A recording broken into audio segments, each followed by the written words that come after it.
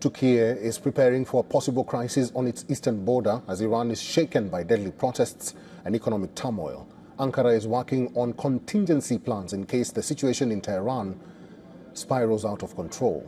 Turkish officials have told lawmakers that they are ready to take extraordinary steps, including measures on the Iranian side of the border, to prevent a new wave of Iranian refugees from entering the country.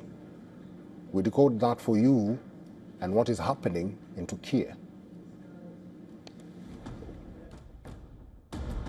Turkey is weighing extraordinary measures along its border with Iran as fears grow over a possible breakdown of authority in Tehran.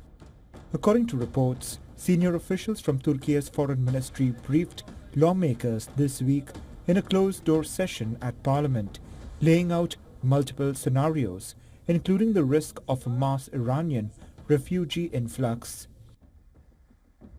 Reporters say Ankara made it clear that preventing another migration crisis is a top priority. Turkey might be planning a buffer zone as a step that could be taken on the Iranian side of the border to stop people from crossing into Turkey. Turkey is prepared to go well beyond its usual border policies to keep any potential refugee wave out. The Defense Ministry has already significantly fortified the 560-kilometer border with Iran. Turkey is also offering mediation between the United States and Iran.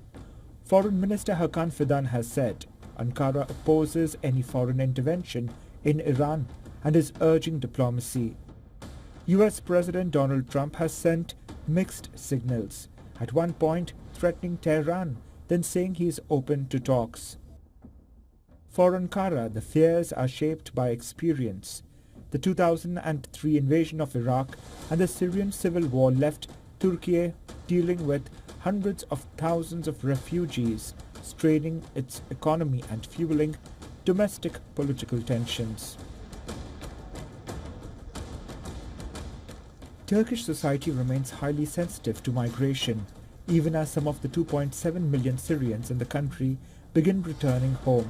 Officials estimate that a full-scale conflict between Iran and Israel could push up to 1 million Iranians toward the Turkey border.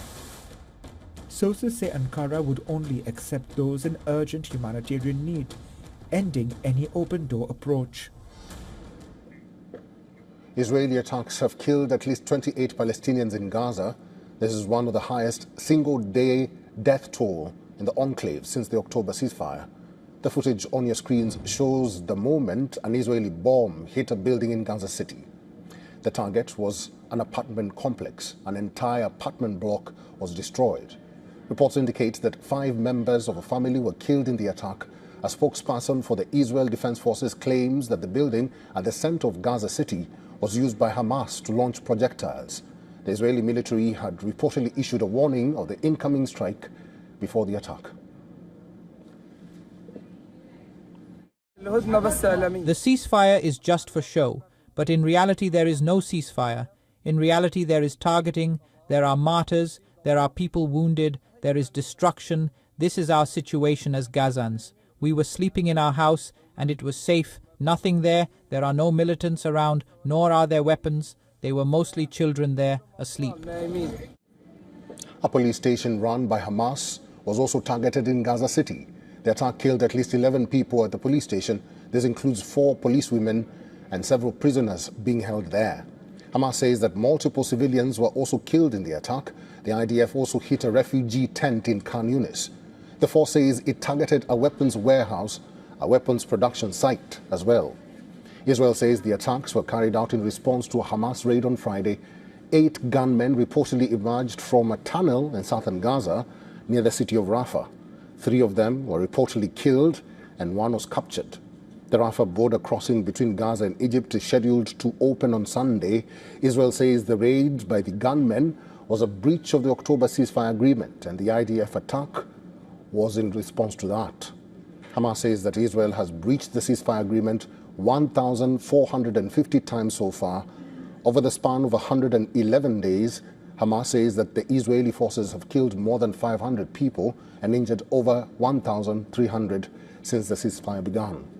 On Friday, senior Israeli military officials reportedly accepted that the overall death toll in Gaza is at around 70,000. Israel had cast doubt on the death toll several times in the past because it was reported by the Gaza Health Ministry, which is controlled by Hamas.